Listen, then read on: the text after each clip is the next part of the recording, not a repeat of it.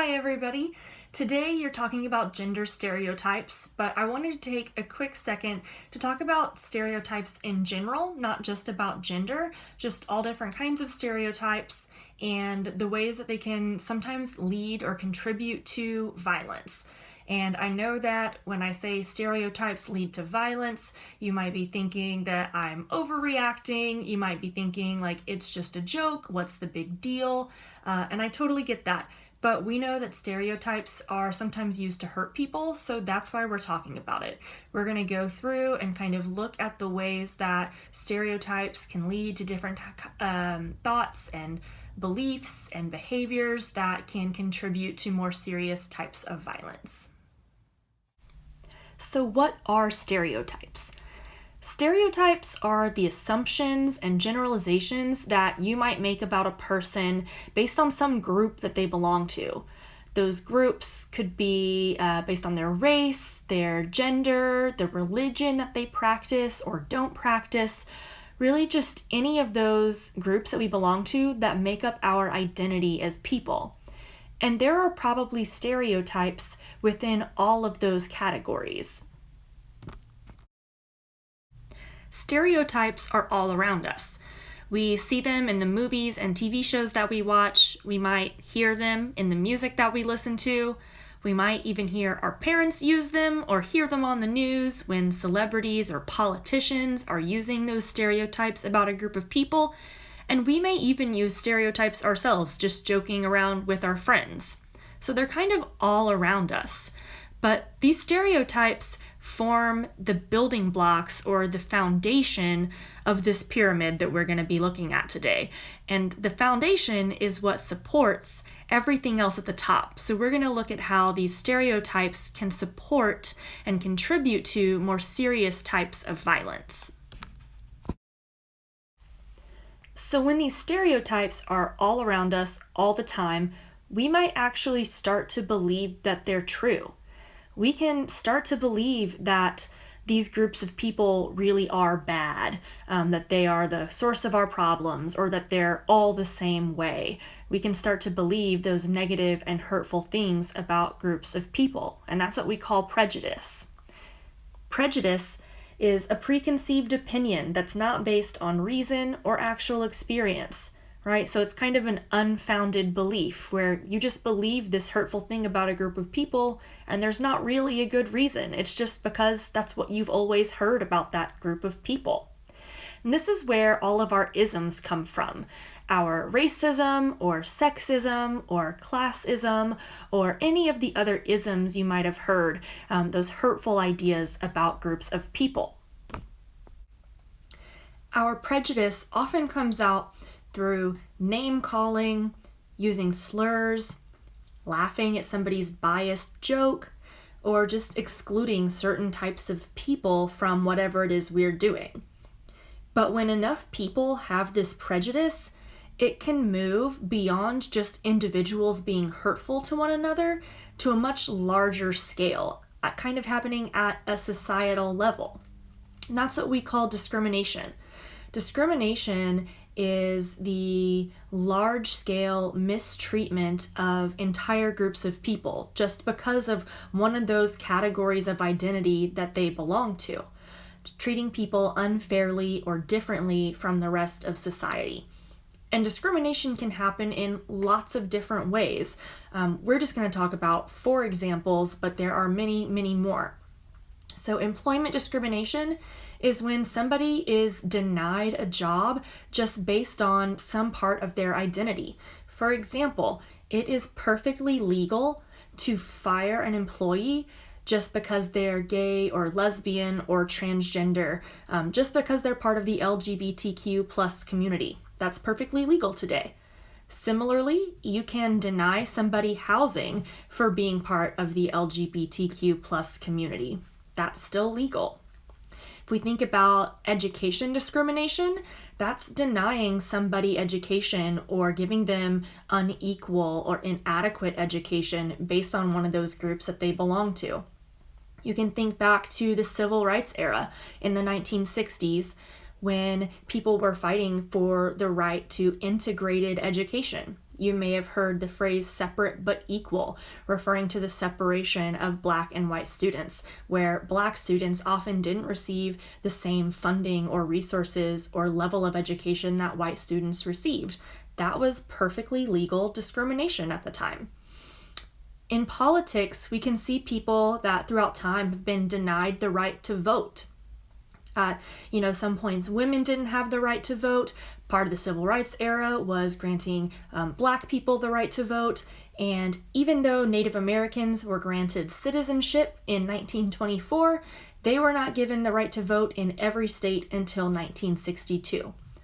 All of these forms of discrimination are, or were at the time, perfectly legal. And that's what makes discrimination different from prejudice. Prejudice happens at an individual level, just people being hurtful to other people. And that's absolutely bad. But discrimination is happening at a much larger societal level scale. Sometimes a person's prejudice or bias is so strong that they're actually motivated to commit acts of violence against somebody who's part of that group they're prejudiced against. And that's what we call bias-motivated violence. Bias-motivated violence is sometimes really obvious and easy to see, and other times it's a little more subtle. For example, if you're standing in line at the grocery store and a person of a different race cuts in front of you in line, you might respond to them more aggressively or more confrontationally than you would respond to somebody who is your own race. And that doesn't mean that in that moment you're thinking, that person is a different race from me, so I'm going to be more mean to them, right? Like, that's not how it works. It's more happening in our subconscious, where we might not even be aware of how our attitudes and beliefs and opinions are influencing our behavior. Like I said earlier, though, sometimes the bias or the prejudice motivating an act of violence is much easier to spot. Like in these examples, if we look at sexual assault, we know that there are male victims of sexual assault, absolutely. But we also know that 9 out of 10 victims are women. Why is that? We live in a culture that views and treats women as objects, and there are all kinds of gender stereotypes that tell us when a woman says no, she's really just playing hard to get, or that women have to say no the first time so they still look like a quote-unquote good girl before they can actually say yes. That kind of stereotype contributes to the disproportionate rates of sexual assault that women experience. Hate crimes are other obvious examples of bias-motivated violence. For example, think back to 2015 when a white supremacist mass shooter attacked a historically Black church in the South, killing 9 people. There are other instances of vandalism happening at synagogues across the country, where Nazi imagery is graffitied onto their walls in a blatant attempt to intimidate the Jewish people who worship there. Bias-motivated violence typically occurs between individuals or at most very small groups of people. However, if this violence is left unchecked, it can escalate to a much larger scale, which is what we call genocide. Genocide is an attempt to deliberately and systematically annihilate an entire group of people based on some shared aspect of their identity, that religion or race or ethnic group or whatever it happens to be. And although not every act of bias or a stereotype or prejudice will lead to genocide, it's important to realize that every historical instance of genocide began with the stereotypes and prejudice that we've already described. To quickly illustrate the way a particular stereotype can evolve into mass violence, I want us to take a look at the Holocaust, just because that's the genocide most people are familiar with. And I want to give a brief content warning, just that we're going to be mentioning some of the anti-Semitic stereotypes that were used leading up to the Holocaust and some of the violence that was experienced by Jewish people, among others who were victims of the Holocaust. A lot of times when we think about the Holocaust, we jump immediately to the scary and violent events that occurred, like splitting up families and locking people in camps, and some of the really horrific ways that people were treated. But all of Germany didn't wake up one day and decide to commit a genocide. It evolved over time, and it started with stereotypes.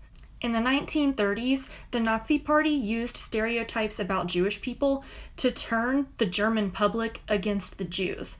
Some of the stereotypes they used were that Jewish people were the cause of high taxes or of starvation and food shortages, that Jewish people were greedy and they weren't true Germans, and that they were taking jobs and resources that belonged to true Germans.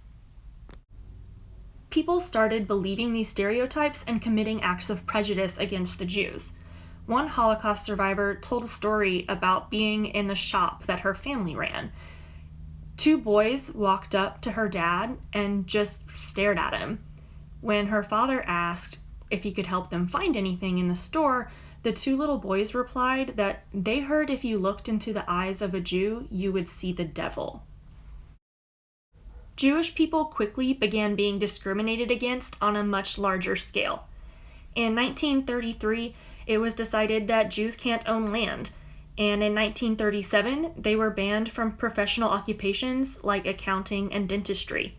In 1939, it became illegal for Jewish people to own a radio, which was the main way of getting the news at that time. Other people report being turned away from doctors' offices or restaurants or grocery stores, all refusing to serve Jewish people. During all of this time, Jewish people were being subjected to acts of bias-motivated violence. One of the most notable events is now referred to as the Night of Broken Glass, when all over Germany and Austria and other Nazi-controlled areas, Jewish shops and homes and synagogues had their windows smashed and everything inside destroyed. Synagogues especially were targeted, and sacred holy texts were destroyed. When homes were broken into, Jewish women and children were brutalized. All of the stereotypes and prejudice and discrimination that occurred really primed Germans to be supportive of the horrors and violence that were to come for Jewish people. You see, to convince all of these German soldiers, many of whom were just 18 or 19-year-old kids, that they should be ripping families out of their homes and torturing them and murdering them, you had to convince those soldiers that it was the right thing to do. And the stereotypes that were being spread about Jewish people did that. It's a lot easier to hurt somebody if you believe that they're less than you. Stereotypes make up the foundation of this pyramid. And if you remove something from the foundation of the pyramid, it all starts to crumble. All of the violence at the top can't happen without the stereotypes and prejudice at the bottom. And no one's asking you to stop a full-blown genocide by yourself. We're just asking that you challenge stereotypes when you hear them. They're all around us, all the time, so you have plenty of opportunities to practice. Because it's a lot easier to step in and challenge the things at the bottom of the pyramid than it is to stop what happens at the top of the pyramid.